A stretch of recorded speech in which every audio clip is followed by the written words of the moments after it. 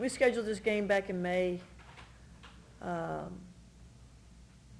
You know, part of, I think, of my job as being the coach at Mercer is to try to bring recognition to our program. And I knew bringing Notre Dame here would be an instant wow. And as soon as the word got out they were coming, it was an instant wow. I think there were people in the stands tonight that obviously came to see Notre Dame, but there were also AAU coaches, high school teams, recruits, and people that perhaps have never been on the Mercer campus to watch this game. So in that aspect, it was a success. You know, they shot 80% in the first half. I think they missed 6 shots. So there were certain aspects of our defense that obviously could have been better. But I thought the first half, even, you know, minus the score, we did keep fighting. You know, we did hit some shots.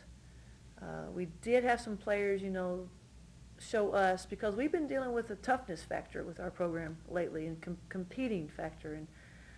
And we had some players that showed that they could and would continue to compete. You know, not just tonight, watching Notre Dame on tape, you know, they're not huge. They're not overly wow athletic, but they play so hard all the time, every possession. And they do a great job in transition with numbers. They run plays, but yet if you make one error, they'll slip the screen or they'll counter it if they get out of their play. They just know the game. They're just basketball players. You know, and I guess coaching at Arkansas and coaching against Tennessee and LSU when they were both going to the Final Four, you know, they kind of like popped with Candace Park and Sylvia Fowles and those guys. But Notre Dame's a little different. They're just a great team, if that makes sense. You know, every one of them, you know, somebody can be off, but they're all of them.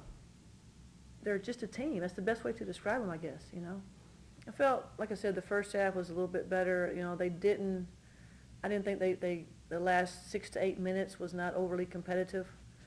You know, the thing that stood out, how many and-ones they got. You know, if you're going to foul somebody going to the hole, you know, knock the ball out of their hands. I'm not saying intentionally foul like Ravens foul. That was kind of a hard foul. I'm talking about knock the ball so their arms can't even go up. But don't do a little ticky-tack touch foul. You know, I didn't stay in the locker room very long tonight. I think I'll just let this digest and visit with them again at practice tomorrow. But there wasn't a whole lot to say. You know, I asked them what they got out of that, and they said the right answer. Probably what they knew I wanted them to say was what tough felt like. You know, so you know, our whole staff has played in the NCAA tournament. I've played in 2 Final Fours. We know what the NCAA tournament feels like, and you can talk about it till you're blue in the face, but until you experience it. And so that's what it really feels like, you know. So we will see. Well, you know, and Florida Gulf Coast is really good, you know, and they're going to do a lot of backdoor cutting just as Notre Dame did on us tonight, and hopefully we can learn from. I mean, we drill it every day. We drill backdoor cutting. They know it. If I was to do a verbal quiz right now, how do you defend a backdoor cut? They would know exactly what to say. Jam them up with this arm, snap through it.